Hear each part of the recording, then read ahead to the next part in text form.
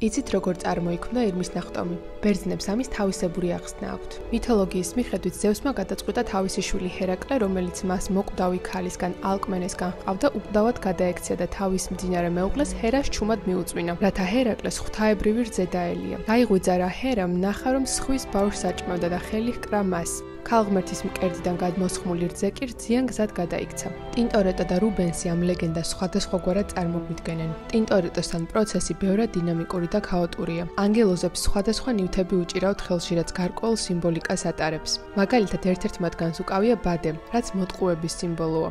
მეორე სისარი, ანუ ვნების სიმბოლო, მესამეს ჯაჭვი, ანუ ქორწინების სიმბოლო. არწივი ზევსის ლიერების სიმბოლოა, რომელსაც ბრჭყალებით ელვის კონა უჭირავს. ფარშევანგები კი ჰერას მუდმივი მხლებლები არიან. რუბენსთან პროცესი ბევრად მშვიდია. აქ მოქმედება ცის მუქ ლურჯ ფონზეა წარმოდგენილი. ფონთან კონტრასტში მოდის წითელი სამოსის დრაპირება, რომელსაც